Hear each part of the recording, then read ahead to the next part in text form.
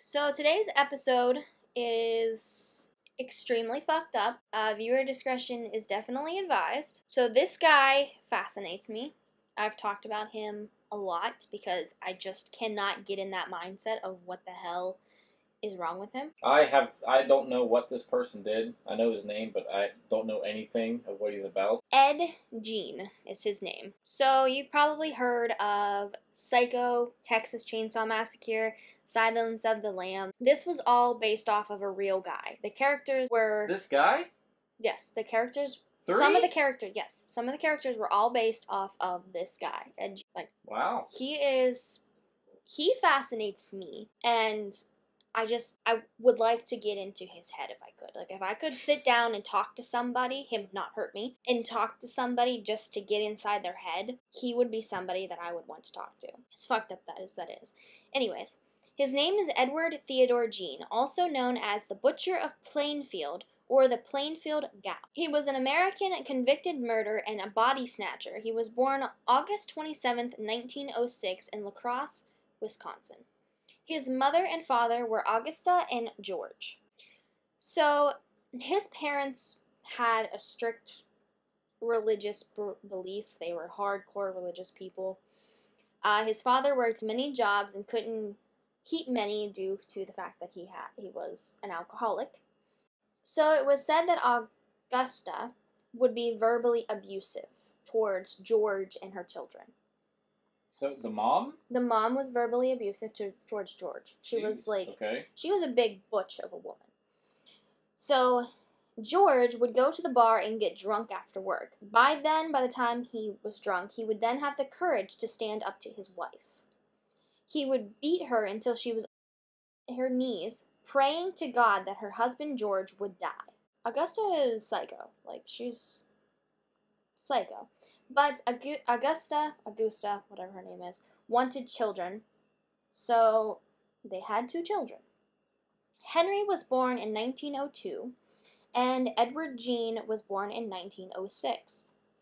In 1915, after the kids were born, Augusta wanted out of La Crosse, so they bought a 155-acre farm in Plainfield, Wisconsin.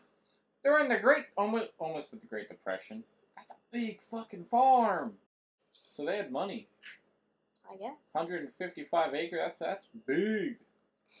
So Augusta had very big religious beliefs, and she just believed that every woman ever, other than herself, was a whore, and she didn't like them. And she taught her children the same. She would preach it to them that all children except herself were prostitutes and spawns of the devil. So as Ed was growing up, he was known to be shy and have strange mannerisms. Which, strange back then in 1906 would be like me now, because I definitely have strange tendencies. So, when they're saying shy and strange, take it with a grain of salt. Because it's back then, everyone was strange if you didn't have normal tendencies. You weren't boring and normal. Yeah. So, he would randomly bust out laughing, which they thought was odd. Which, I do that. I think I'm funny as fuck, and I say stuff in my head, and I just start bursting out laughing. Which I feel like everyone nowadays does. Are you trying to say you're the next Ed Gein? No. You're comparing yourself to him? No, but I'm just saying, back then, in the 1900s, the early 1900s, everyone was criticized for everything. Yeah. So I just think it was weird. It was said that he never had any friends, because he wasn't quite a shy person, and the fact that his mother taught him that people were bad. Yeah, his mother said that people were going to bring evil into his life, so he never really had friends. Ed would say his mother was his first love, his best friend. So in April 1st, 1940, Ed and Henry's father dies. So Henry and Ed had to pick up odd jobs around town to help pay for things. Henry ends up meeting a divorcee, and they end up living together, and they end up getting married, moving in together, everything. So at this point, they're about 30. So Henry would be 38. Yeah. Ed would be 34. So it doesn't really say anything about Augusta's relationship with Henry at this point, since, like, Augusta doesn't like women, so I assume she doesn't like Henry's wife. Anyways, Henry said that he was worried for Ed because he seemed really attached to his mother. So Henry had expressed his feelings to Ed, and Ed was not happy about this. Now, to Ed, his mother is everything. His mother is his world, and if he's now thinking that Henry is coming in between his mother and him, and he's afraid for everything. So fast forward, Henry and Ed were working in the farm, burning the plantation, and the fire caught out of control, and the fire department was called out once the fire was put out. Ed was saying, "Where's Henry? Henry's missing." A search party was put together to find him. Henry's body was found a little bit later, face down, and it was said that he died from heart failure because his body had not been burned. But it was later said that he had bruises on his head, and the police didn't suspect foul play, and the coroner ruled his death as asphyxiation. It had been speculated that Edward actually killed his brother, but no one has any proof. It's just all speculation. But knowing what we know now, he probably did. But Edward was now happy. He's now happy. He has his mother all to himself. He doesn't have to worry about losing his mother because his brother's trying to get in the way of it. His mother is all his. Shortly after, Augusta had had a stroke and was bedbound, but that did not stop her from verbally being abusive towards Ed. She called him a weakling, a failure, and that Ed would never survive without her. There you go, Mom. Why does Ed like her this much? I don't know. It's like an abusive relationship, but He just doesn't like know. the pain. I just like he just doesn't know. Just doesn't know any better. Augusta ends up dying December 1945. She had had another stroke. Edward was 39 at the time of her death, and he was heartbroken when she died. So Gein held on to the farm and earned money from odd jobs after his mother had died. He boarded up rooms, used his mother, including the upstairs, downstairs, parlor, and living room, leaving them untouched. So any of the rooms that his mother used, he didn't let anyone touch. Okay. Which is super. So he pretty much left it as like a shrine. While the rest of the house became increasingly squalid, these rooms remained pristine. Gein was a handyman and received a farm subsidy from the federal government starting in 1951. He occasionally worked for local municipal road crew and crop threshing crews in the area. Sometime between 1946 and 1956, he sold an 80-acre parcel of the land his brother Henry had owned. So this is the good part. So his crimes. On the morning of November 16th, 1957, in Plainfield, hardware store owner Beatrice Warden disappeared. A Plainfield resident reported that the hardware store's truck had been driven out from the rear of the building around 9:30 a.m. The hardware store saw few customers the entire day. Some area residents believed this was because of deer hunting season. Bernice Warden's son, Deputy Sheriff Frank Warden, entered the store around 5 p.m. to find the store's cash register open and bloodstains on the floor. Frank Warden told investigators that on the evening before his mother's disappearance, Gein had been in the store and that he was to have returned the next morning for a gallon of antifreeze. A sales slip for a gallon of antifreeze was the last receipt written by Warden on the morning she disappeared. On the evening of the same day, Gein was arrested at West Plainfield grocery store, and the Waukesha County Sheriff's Department searched the Gein farm. Sorry, I didn't mean to laugh, but that's just a weird name. The County Sheriff's Department discovered Warden's decapitated body in a shed on Gein's property, hung upside down by her legs, with a crossbar at her ankles, rope, and at her wrist. The torso was dressed out like a deer. In quotes, dressed out like a deer. What does that mean? Like legs out, okay. arms I out. Gotcha. Like they're skinning the deer. Okay. She had been shot with a .22 caliber rifle, and the mutilations were made after her death. Searching the house, authorities have found whole human bone and fragments, a wastebasket made of human skin covering several chair seats. Wait. One second. You could start that over here in a second. So the only story we got of him linking to anything is that the store owner and this is what all police found, and there's no suspect of people going missing, no stories, and then you're gonna walk into a house, and then there's all these human bones, skulls, baskets, skin stuff. I'm gonna get to that. Okay. So, searching the house, the authority found the whole human bones and fragments, a wastebasket of human skin covering several chair seats, skulls on his bedpost, female skulls, some with the top sawn off, bowls made from human skulls, a corset made from a female torso skinned from shoulders to waist, leggings made from human leg skin, mask made from the skin of female heads, Mary Hogan's face in a paper basket, Mary Hogan's skull in a box. Who's Mary Hogan? I will get to it! Okay. Beatrice Warden's entire head in a burlap sack, Bernice Warden's heart in a plastic bag in front of the Gein's potbelly stove, 9 vulvae in a shoebox. I'm not explaining to you what vulva is. Okay. A young girl's dress, and the vulvae of 2 females judged to have been about 15 years old. Great. A belt made from human nipples, female human nipples, 4 noses, a pair of lips on a window shade drawstring, a lampshade made from the skin of a human face, fingernails from female fingers.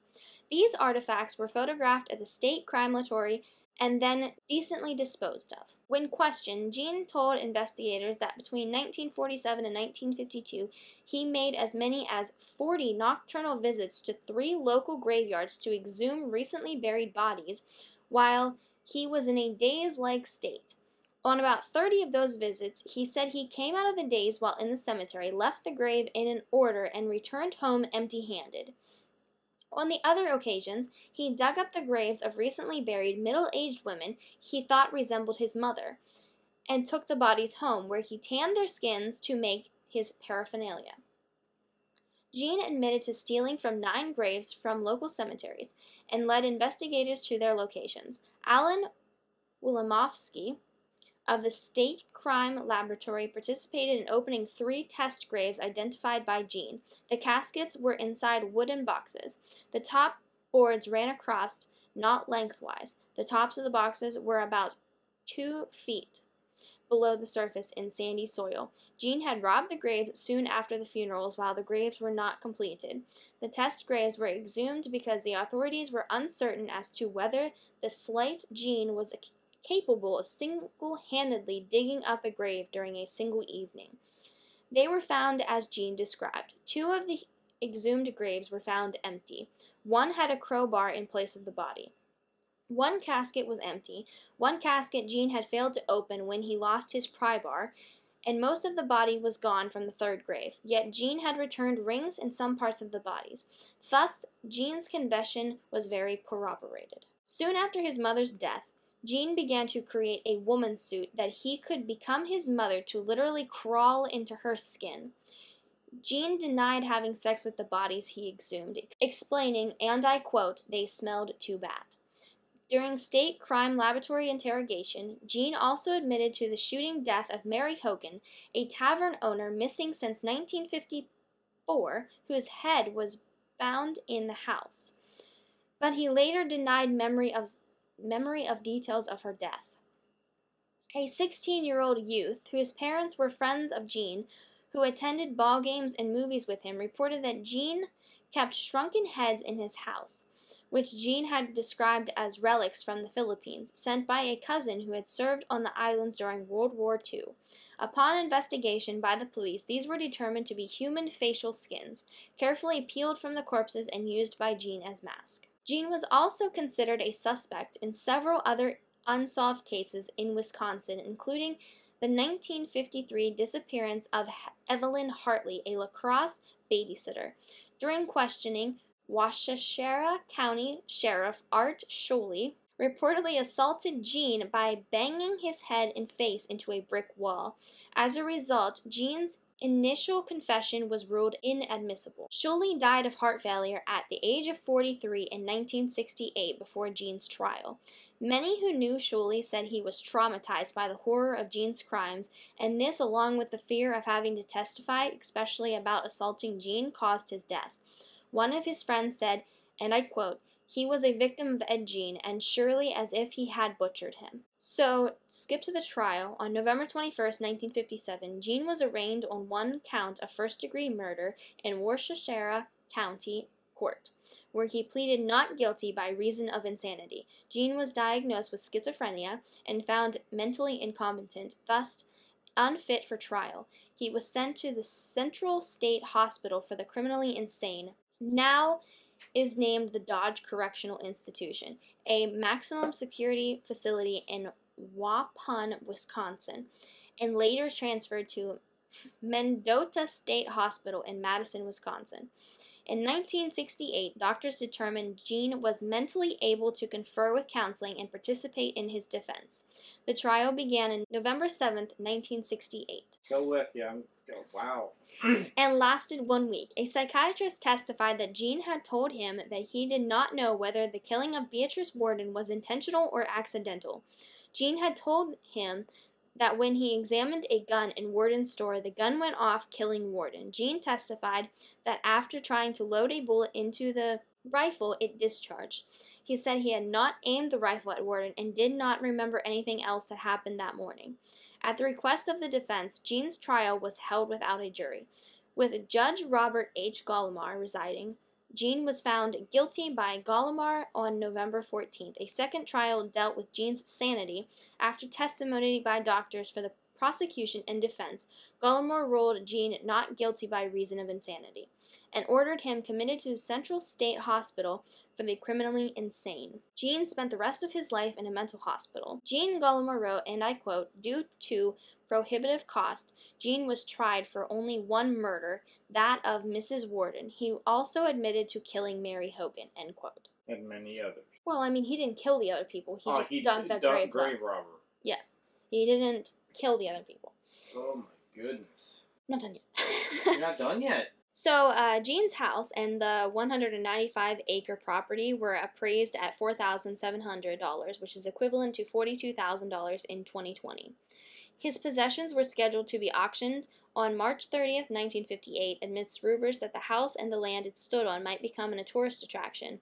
Early on the morning of March 20, the house was destroyed by a fire. A deputy fire marshal reported that a garbage fire had been set 75 feet from the house by a cleaning crew who were given a task of disposing of refuse. That hot coals were recovered from the spot of the bonfire, but that the fire did not spread along the ground from that location of the house. Arson was suspected, but the cause of fire was never officially determined.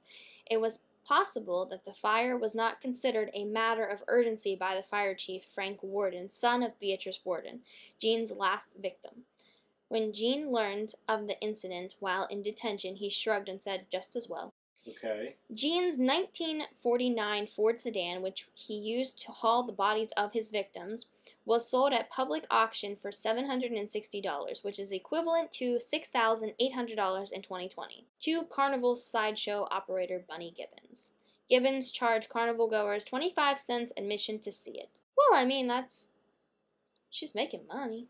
Gein died at the Mendota Mental Health Institute due to respiratory failure secondary to lung cancer on July 26, 1984, at the age of 77. Over the years, souvenir seekers chipped pieces from the gravestone at Plainfield Cemetery until the stone itself was stolen in 2000. It was recovered in June 2001 near Seattle, Washington, and was placed in storage at the Worcester County Sheriff's Department. The gravesite itself is now unmarked, but not unknown. Gein is interred between his parents and brother in the cemetery. Wow. What a guy. I told you, for so long, I don't know, there's something about him that just is insane. I don't know how to feel after that. No, when you first read it, it's definitely a little fucked up. One of the people that he was supposedly in connection to with her disappearance was Evelyn Grace Hartley. She disappeared on October 24th, 1953. They still haven't found her? No, she's still missing. And She they has been, assume Ed Gein did it? yes, she has been missing for 67 years, 11 months, and 11 days. So we're about to come up on the anniversary of her disappearance.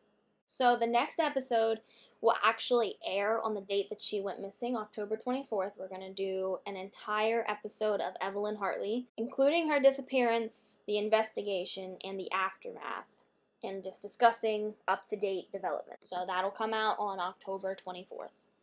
Okay. But that's it. Ed Gein.